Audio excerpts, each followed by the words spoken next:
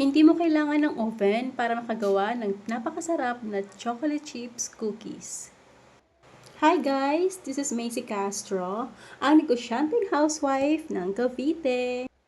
For today's mini vlog, gagawa tayo ng chocolate chips cookies gamit yung kakaibang mga ingredients. Mahal ang butter, kaya naman margarine ang gagamitin ko sa ating recipe ngayon ng cookies.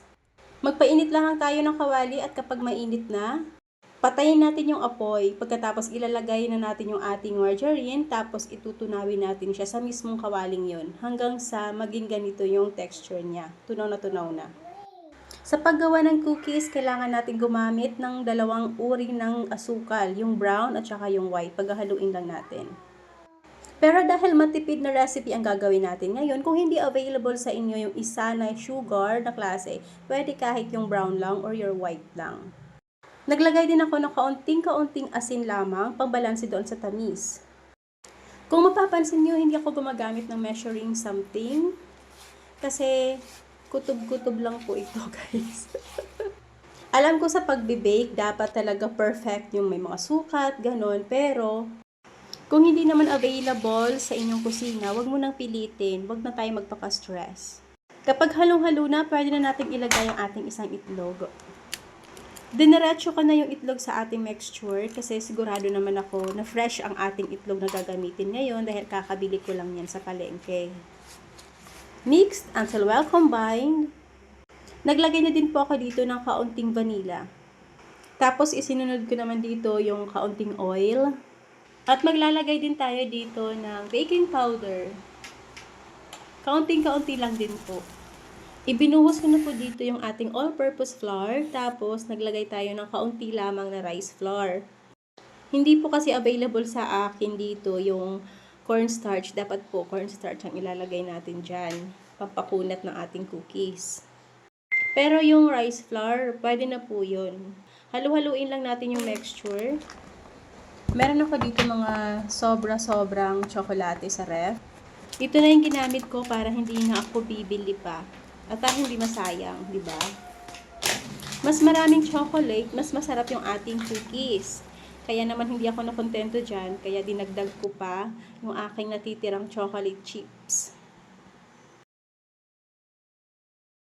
Paghalu-haluin lang po natin lahat ng ingredients.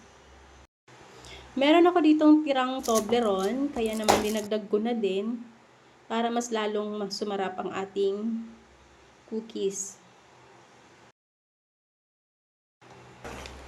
Ibinuhos ko na lahat ng chocolates, tapos halu-haluin lang natin itong ating cookie mixture. Yan, haluin ng maigi.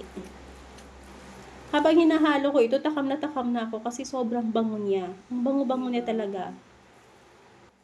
Kapag halong-halo na yung ating mixture, i-transfer lang natin siya sa isang lagayan, tapos ilagay natin sa freezer or sa chiller, pagpapahingain natin.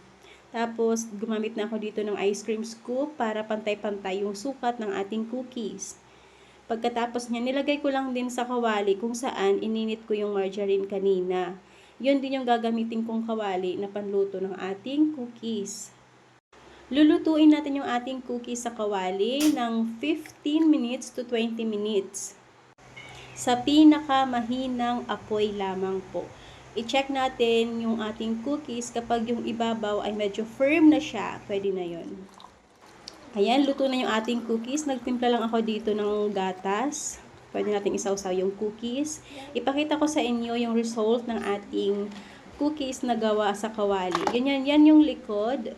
Hindi naman siya masyadong sunog, basta pinakamahinang apoy ang gagamitin. Ayan. Napaka-crunchy po ng labas ng ating cookies at saka yung chewy yung sa loob. Ayan o, malambot yung loob niyan.